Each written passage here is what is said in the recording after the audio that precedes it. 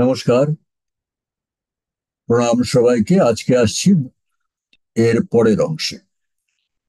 আজকে আমরা আছি বনপর্বের 261তম অধ্যায়ে। আমরা একদম শুরুতেই বলেছিলাম বনপর্বের যে পুরো বনপর্বটাই হচ্ছে নানা রকম উপনিষদ ইত্যাদির গুরু তত্ত্ব কথা নিয়ে ভর্তি। সেটাই চলছে।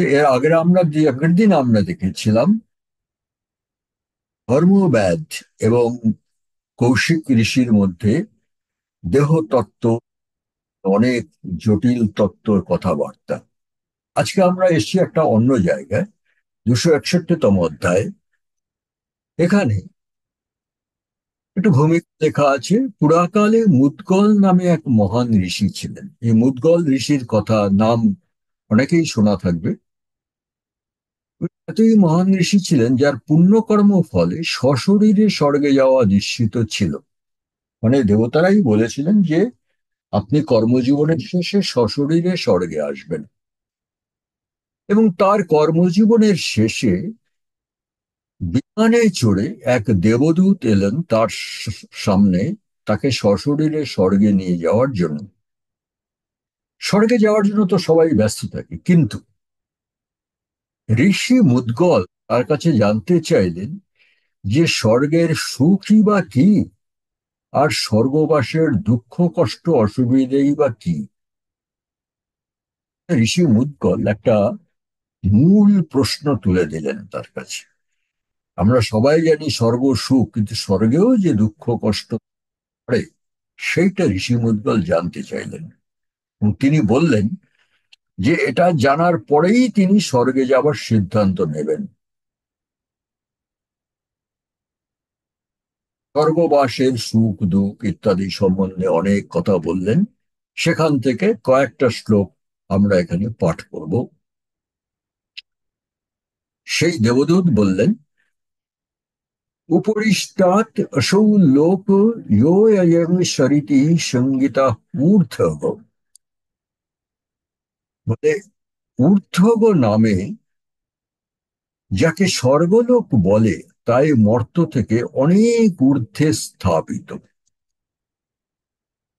সেই জন্য তাকে, সেই স্বর্গলোকটাকে ঊর্ধ্বগ বলা হয়। আরো বলছেন, সৎ ঊর্ধ্বগ সৎপথ শস্যাদ দেবযান চরো মুনে অনৃতা নাস্তিকা শৈব তত্র গচ্ছন্তি মুদ্গল।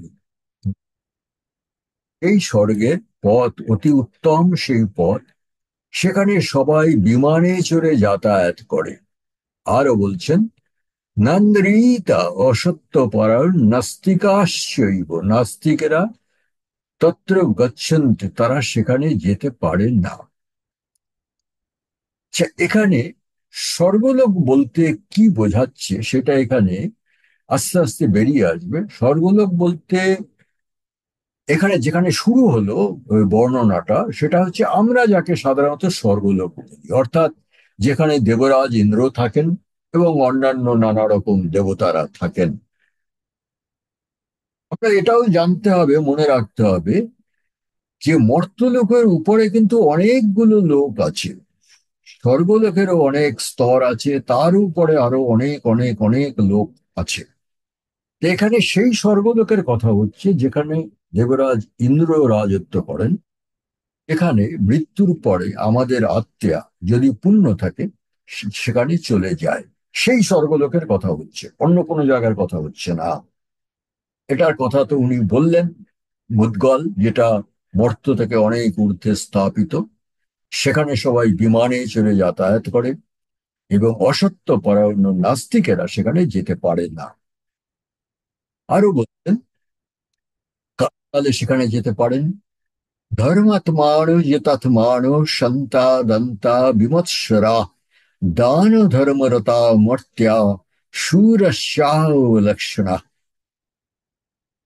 যারা ধর্মাত্মা, ইন্দ্রিয়কে জয় করেছেন, শান্ত, ধৈর্যশীল, সংযমী, দানশীল ও অনাসক্ত, অথবা ধর্মযুদ্ধে যারা প্রাণ দিয়েছেন, তত্র গচ্ছন্তি ধর্মাগ্রয়ং কৃত্তা সমদমাত্মকং লোকান পুণ্যকৃত্যং ব্রহ্মণ সদ্ভিচার চরিতন।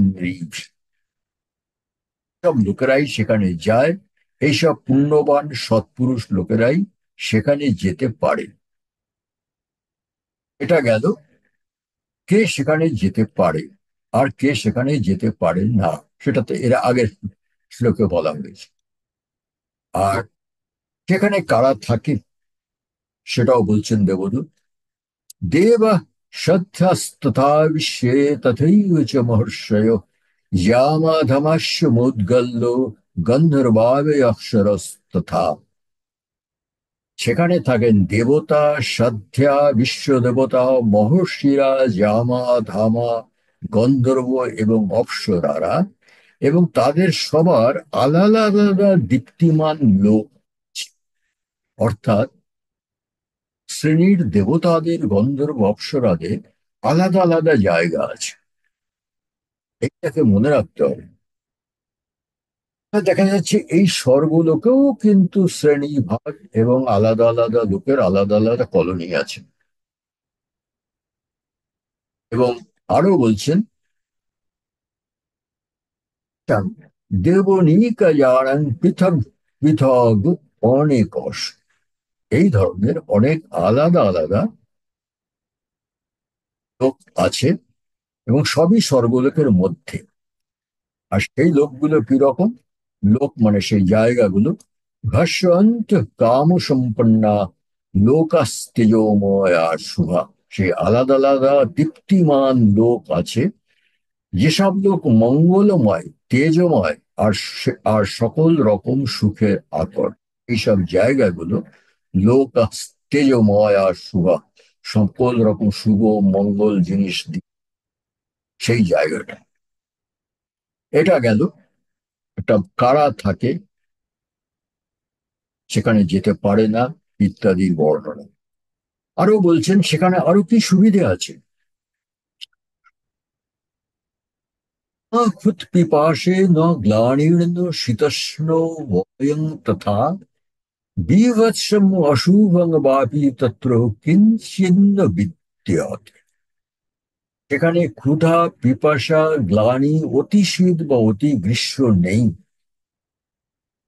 বা নোংরা কিছু কোথাও নেই। না শোক, না যারা তত্র, না আয়াস পরিদেবনে। সেখানে শোকও নেই, জরাও নেই, ক্লান্তিও নেই, এবং কোনো পরিতাপ, কোনো কিছুর জন্য বিলাপও নেই। জিনিসটা বর্ণনা শুনলে মনে হয় জায়গাটা তাহলে কিরকম, সেখানে তাহলে আত্মা বাঁচে কি করে, যেখানে কোনো রকম অনুভূতি নেই, সবকিছুই ভালো। এবারে এটা গেল স্বর্গলোকের বর্ণনা, যেখানে যাওয়ার জন্য দেবদূত মুদগলকে নিয়ে। যে স্বর্গলোকে আমরা মনে করি আমাদের আত্মা যদি পুণ্য হয় আমাদের, তাহলে আমরা ওখানে যাব। এছাড়া এই স্বর্গলোক ছাড়া আরো অনেক লোক আছে, তার মধ্যে দু একটা জায়গার বর্ণনা সেই দেবদূত দিচ্ছেন, যে এই স্বর্গলোক ছাড়া আর কি আছে। তথা বিধানান্তু লোকানাং মুনি পুঙ্গ উপরি লোকস্য লোকা দিব্যা গুণান্বিতা। বলছে এই যে দেবলোকের কথা তোমাকে বললাম, তার উপরেও নানা গুণ সম্পন্ন নানা দিব্য লোক আছে, আর অনেক লোক আছে। মানে সেসব জায়গায় কিন্তু আমরা পৌঁছবো না, পরে আমাদের পুণ্য থাকলে আমরা পৌঁছবো স্বর্গলোকে, যার বর্ণনাটা আগে দেওয়া হলো। কিন্তু তারও উপরে যে আরো নানা গুণ সম্পন্ন দিব্য লোক আছে, সেসব আমাদের আওতার বাইরে। তারপরে বলছেন, পুরস্তাদ ব্রহ্মণাস্তত্র লোকস্তেয় ময়া শুভা যত্র যন্ত্রিষয় ব্রহ্মণ পূতা সই কর্ম বিশ্ব। সেই সব লোকগুলো কি, সেখানে কারা থাকে? স্বর্গলোকের সবচেয়ে উপরে যে স্তর আছে, সেটা হচ্ছে এক মঙ্গলময় তেজময় স্বয়ং ব্রহ্মার আলয়। ভালো করে খেয়াল করবেন, এটা কিন্তু ব্রহ্মের আলয় নয়, ব্রহ্মা বলে যে দেবতা আছে তার আলয়। এটাই হচ্ছে স্বর্গলোকের সবচেয়ে উপরের স্তর। আর সেখানে কারা থাকে? যত্র যন্ত ঋষয় ব্রহ্মণ, সেখানে মহান মুনি ঋষিরা কর্মভি শুভই, আপন আপন শুভ কর্মের ফলে সেই ব্রহ্মার আলয়ে তারা সেখানে বাস করেন। তাহলে যেতে পারছেন ব্রহ্মার আলয়। আর সাধারণ লোকরা যদি পুণ্য টুণ্য করি, আমরা যাব অনেক নিচে, স্বর্গলোক। সেই ব্রহ্মার আলয়ে কারা থাকে, সেখানে কি হয় তার একটু বর্ণনা আছে। সেটা হচ্ছে, তব নাম তত্রান্যে দেবানামপি দেবতা তেষাং লোকাৎ পরোতরে যজন্তি। এই যে ব্রহ্মার আলয়, সর্বোৎকৃষ্ট সে, দেবলোকের দেবতাদের থেকেও উচ্চ কোটির ঋভু নামক দেবতারা থাকেন। অর্থাৎ আমাদের স্বর্গলোকে যে ইন্দ্র ইত্যাদি দেবতারা থাকেন, তাদের থেকেও উচ্চ কোটির ঋভু নামক দেবতারা থাকেন ব্রহ্মার আলয়ে। পরিষদে পাওয়া যায় আমাদের যে মূল ৩৩ জন দেবতা, যাদের বলা হয় ঋভু, তারাই এই ব্রহ্মার আলয়ে থাকেন। আরো বলছেন, তেষাং লোকাৎ পরতরে যজন্তিহ দেবতা, স্বর্গের যে দেবতারা তারাও ওই ব্রহ্মার আলয়ে যাওয়ার জন্য এই ঋভু যাগ যজ্ঞ পূজা করেন। তাহলে আমরা পেলাম একটা স্বর্গলোক, তার উপরে ব্রহ্মালোক, ব্রহ্মের আলয়, যেখানে ঋভু ৩৩ জন ঋভু দেবতারা থাকেন।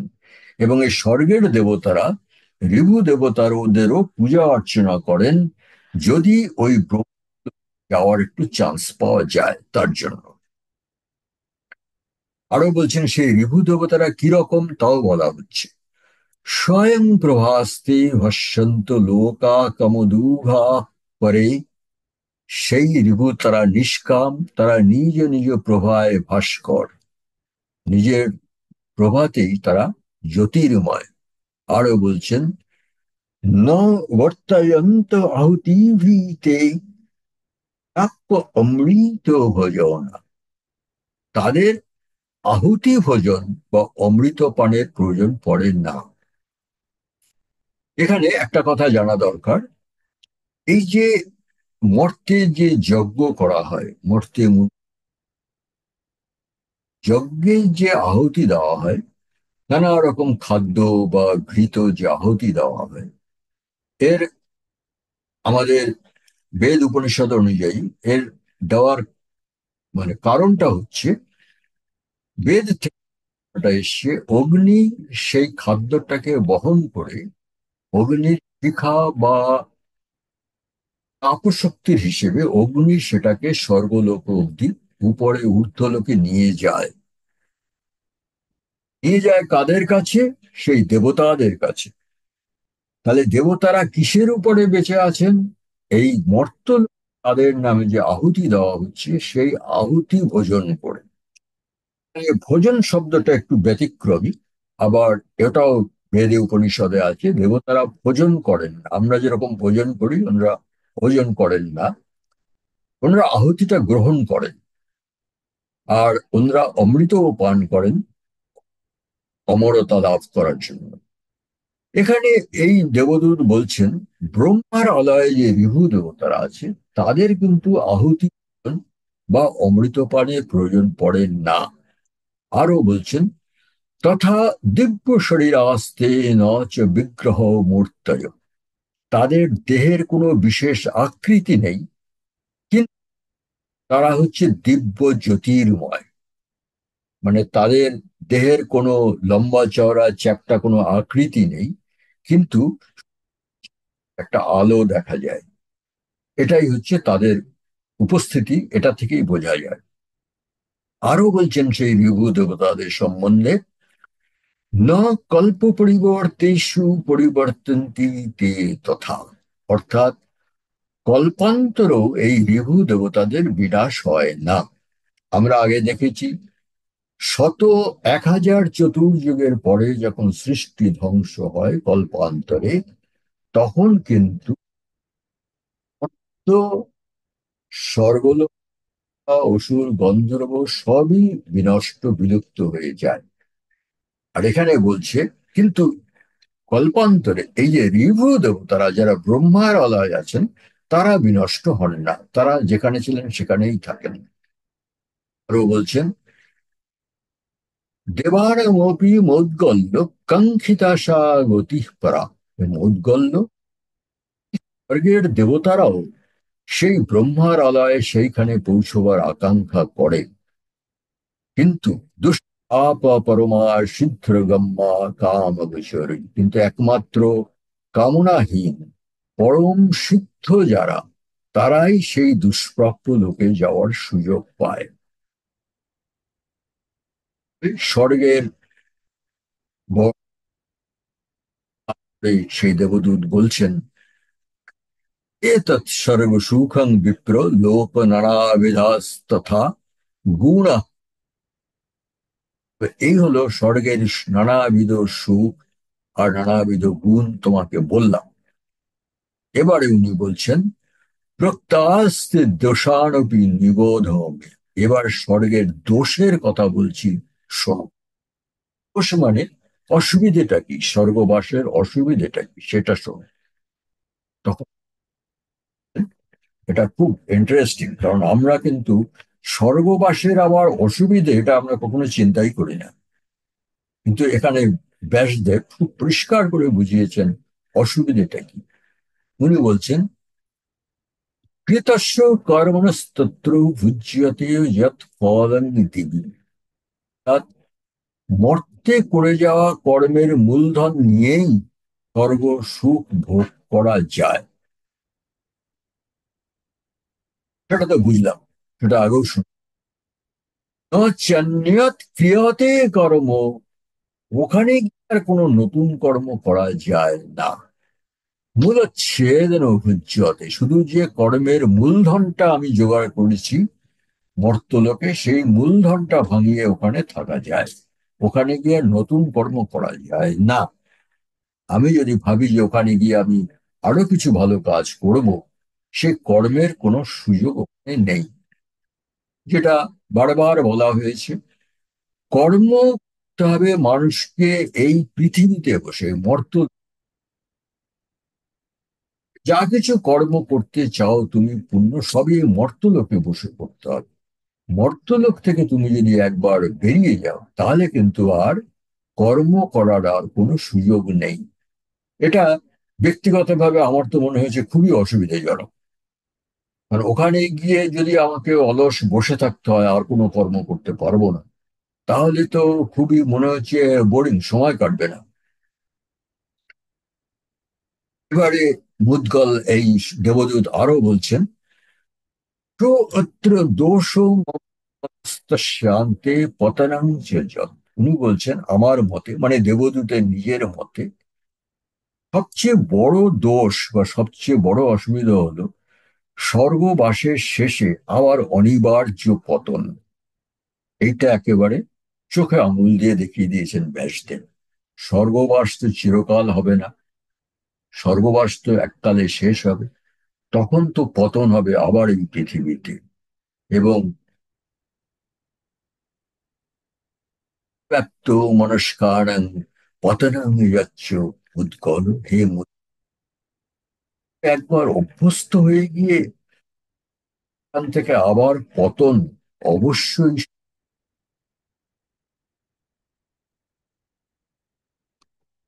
আরো একটা অসুবিধা আছে স্বর্গে, সেটা কি? একটা তো গেল কর্ম করার কোনো সুযোগ নেই, আর একটা গেল এর ভয়, কত চিন্তা।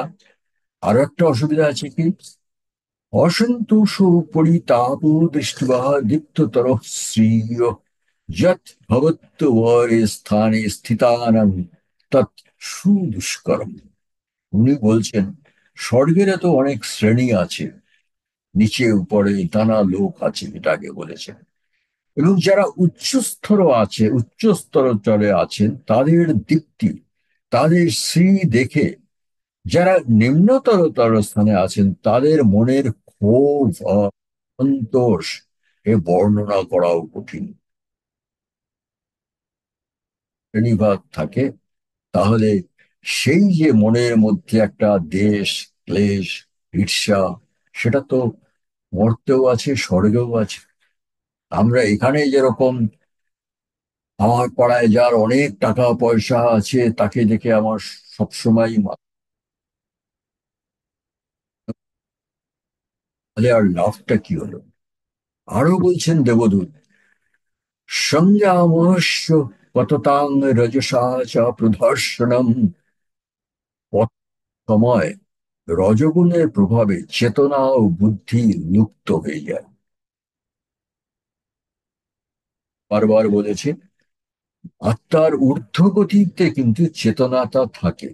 অর্থাৎ ঊর্ধ্বগতির সময় আমি জানি যে আমি এই লোক, আমার এই নাম, আমার বাবা এই, আমার ছেলে এই, আমি এখানে ছিলাম, আমি এই করেছি এই করিনি। এবং তারপরে কিছুদিন স্বর্গবাস হলো। কিন্তু যখন আমার পতন হবে, তখন কিন্তু আমার সেই চেতনা লুপ্ত আমি নতুন দেহ নিয়ে আমি যখন কোথাও জন্মাবো, তখন কিন্তু আমার আগের কোনো রকম চেতনা, কোনো স্মৃতি আমার মধ্যে থাকবে না। শুধু সেই আত্মার অংশ যে দেহের মধ্যে আছে, সেই আত্মার কাছে তথ্য আছে পূর্বজন্মের তথ্য। কিন্তু আমার যে মন, যে বুদ্ধি যেটা থাকবে, সে কিন্তু জানবে না যে আমি পূর্বজন্মে কি ছিলাম।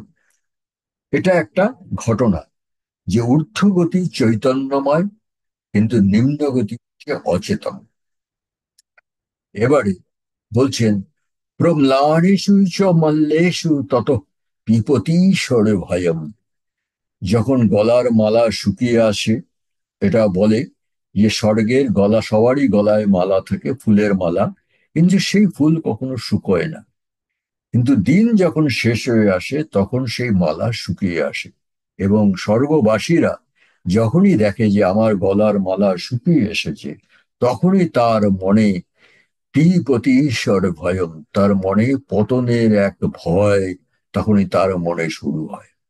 তাহলে দেখা যাচ্ছে স্বর্গে অনেক আরাম আছে, কিন্তু অনেক অসুবিধে, অনেক বলা যায় দোষ, স্বর্গবাসের দোষও আছে।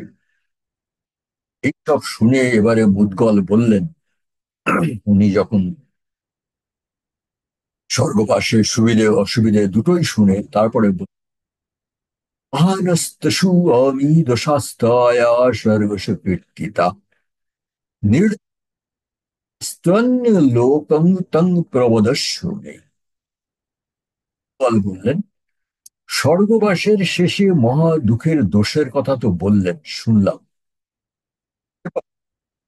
নির্দোষে এব যত অন্য লোক, এইসব দোষ ছাড়াও অন্য কোনো লোক থাকে যেখানে এইসব দোষ নেই।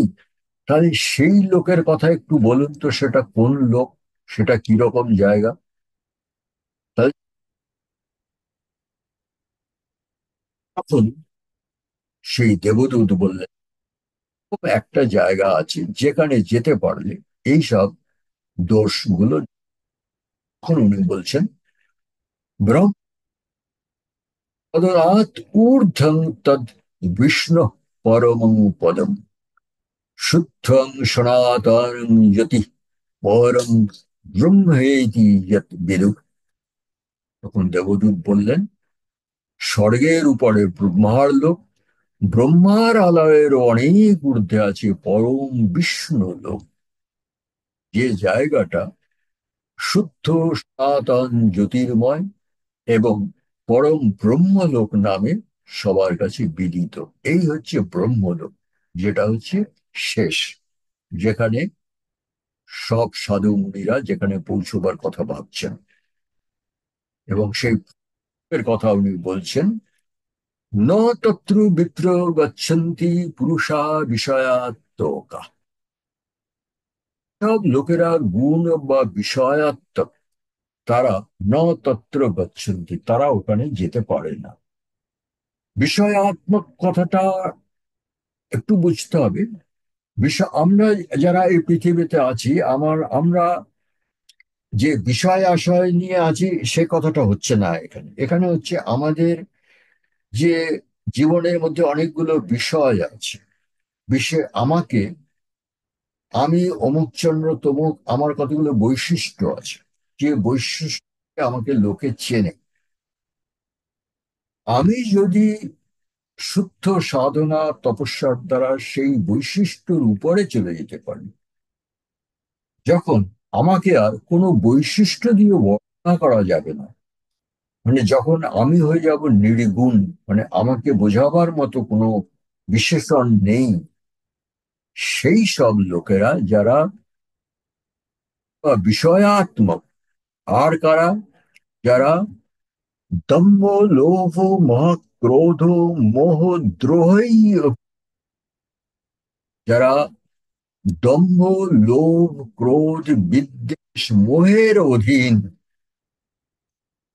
তারা সেখানে ন তত্র গচ্ছন্তি, তারা সেখানে যেতে পারে না। তাহলে কারা যেতে পারে সেটা বলছেন, নির্মমা নিরহংকারা নির্দ্বন্দ্বা সংযতেন্দ্রিয়া ধ্যান যোগপরাশৈব তত্র গচ্ছন্তি মানব। যেসব মানুষেরা সমস্ত মোহ, তাই অহংকার, দ্বিধা, দ্বন্দ্ব ত্যাগ করেছেন, মানে এর উপরে চলে গেছেন, ইন্দ্রিয়কে সংযত করতে পেরেছেন, শুধু তারাই ধ্যান যোগের পথে সেখানে পৌঁছতে পারেন। ধ্যান যোগ পরাশৈ, অর্থাৎ সেখানে যাওয়ার কোনো গাড়ি ঘোড়া বা সিঁড়ি নেই, সেখানে ধ্যান যোগের পথেই পৌঁছতে হবে। সব শুনে বল তখন বলছেন, এই স্বর্গের কথাও শুনলেন, ব্রহ্মার আলয়ের কথাও শুনলেন, তারপরে ব্রহ্মলোকের কথাও শুনলেন। শুনে তারপরে উনি ওনার যেটা সিদ্ধান্ত সেটাও বলছেন, পতনান্তে মহৎ দুঃখং পরিতাপ সুদারুণ। বলছেন, স্বর্গবাসের শেষে আবার এই মর্তে দুঃখের মনস্তাপের জীবনেই তো পতিত হতে হয়। স্বর্গভাজস্মরন্তিহ তস্মাৎ স্বর্গং ন কাময়ে। অর্থাৎ স্বর্গবাসের শেষে আবার মর্তে যদি আমাকে এই দুঃখের মনস্তাপের জীবনেই পতিত হতে হয়, তবে আমার স্বর্গে যাওয়ার কোনো মনস্কামনা নেই। আমি কি করতে চাই? তত্র গত্তা ন শোচন্তি ন ব্যথন্তি চলন্তি বা তদয়ং স্থানমত্যন্তং মার্গয়িষ্যামি কেবল। যেখানে গেলে আর কোনো শোক বেদনা থাকবে, সেই অক্ষয় ধামে যাবারই চেষ্টা করব। মানে এই মর্তলোকে, আমি ওই স্বর্গে, তোমার ওই স্বর্গে আমি যেতে চাই না। আমি এই মর্তেই থেকে আরো সাধনা, আর চেষ্টা করব, যেখানে গেলে আর শোক বেদনা, স্বর্গ থেকে আবার পতনের দুঃখ, এসব আমার আর থাকবে না। এই মুদগল আর দেবদূতের মধ্যে স্বর্গলোক, ব্রহ্মালোক এবং ব্রহ্মলোকের পরের দিন আমরা আর একটা অধ্যায়ে আসবো। সেটা খুব ইন্টারেস্টিং অধ্যায়। সেটা হচ্ছে, আমরা সবাই কিন্তু ছোটবেলা থেকেই, এমনকি আমিও আমার বাবার মুখে শুনেছি, এই সেই বক ধার্মিকের কথা, যার সঙ্গে যুধিষ্ঠিরের কিছু কথোপকথন হয়েছিল, গভীর ধর্মতত্ত্বের কথা। সেইটা আমরা পরের দিন শুরু করব। আজকে এখানেই শেষ করছি।